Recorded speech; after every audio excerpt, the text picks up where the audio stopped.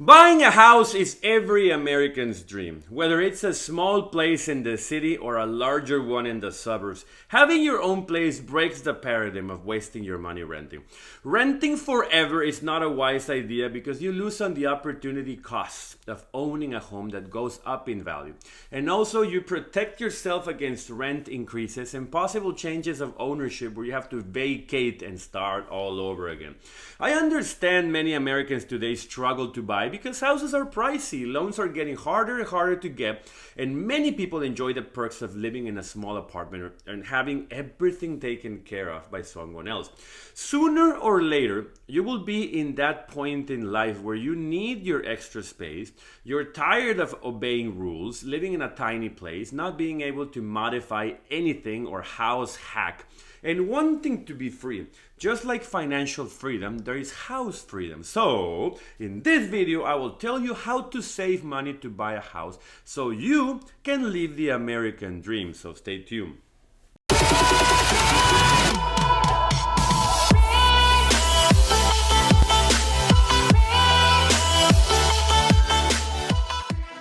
Hi there, my name is Jaime Chekaiban and I welcome you to my channel, The Foreigner in America, where I teach locals and foreigners everything they need to know about producing money, keeping the money, and multiplying, specializing in the market, real estate, and business. So if you want to be successful and free, please subscribe to this great channel and hit that bell so you follow up on my 2 weekly videos. Also check out my blog, Instagram, and social media under the same channel name, and take a look at my book, which is a very solid read for anyone that wants to be above average in their lives. So I will leave a link below for you to check out. Without further ado, let's begin.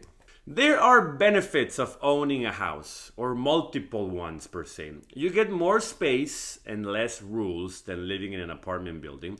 You can modify it however you wish. You can rent the rooms and house hack to lower your payments. And it keeps building equity year after year.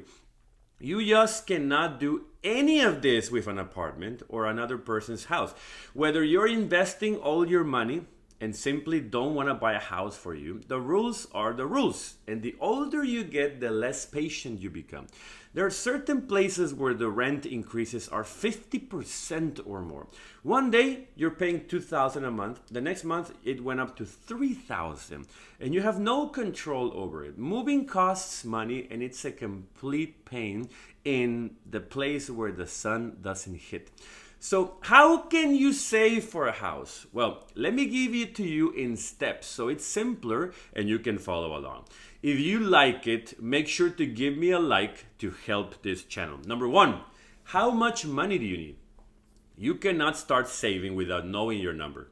I can tell you that if you qualify for a small condo or a small house further away from the city and you can get it with a 3% down, that would be great. You really don't need a 20% down. That's ideal. But I don't want you to rent 10 more years just to be able to make that 20%. That's 10 years of equity down the drain, and you just bought your landlord a new car. 3% if you can qualify on a traditional mortgage, or 3.5% with an FHA loan. Those two are the fastest ways to buy a house. But first, speak to a mortgage specialist, or 2 or 5, until you find something that suits you for your needs. Once you're pre-approved, then start looking for houses in that price range you need. Number 2, divert money from everywhere.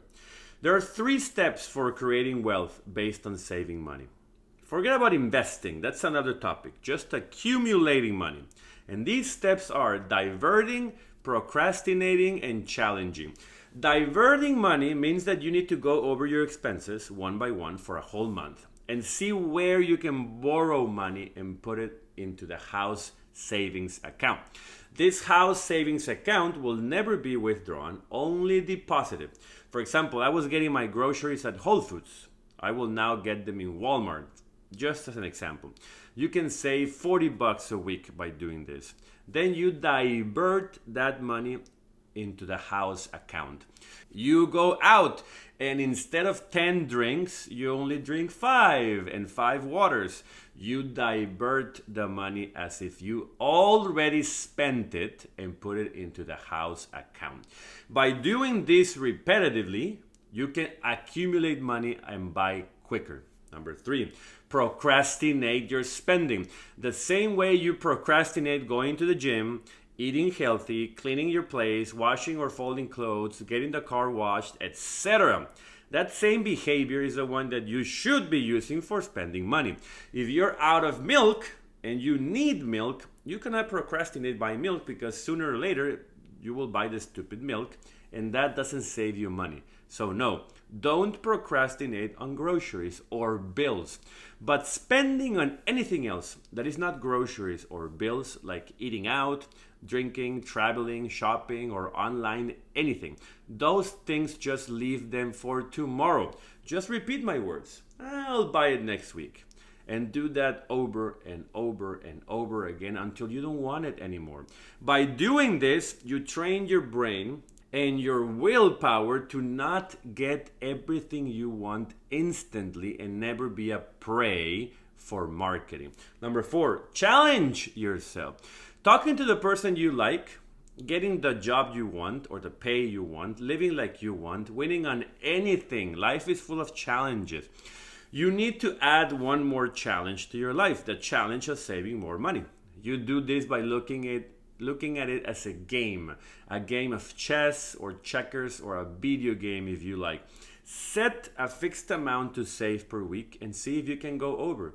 And once you go over, you set a higher amount. Find creative ways to save money on your daily life. You know what? People are very interested in this topic, so if you blog it, you could make enough money to pay the house in cash. Saving 20% of hundreds of thousands of dollars seems daunting. It seems way too far to reach. But only 3% of a smaller condo, maybe a 1-bedroom, 1-bathroom, is not impossible. It all starts with the first $1,000. That's why Dave Ramsey is telling you to save $1,000 for your emergency fund. By diverting, procrastinating, and challenging, you will be able to accumulate the amount you need to buy your first home. Once it's yours, you can house hack and lower your payments as well. You get tenants, you be creative. Use your house as a business office and get tax deductions. Everything is a game, and you need to learn how to play it.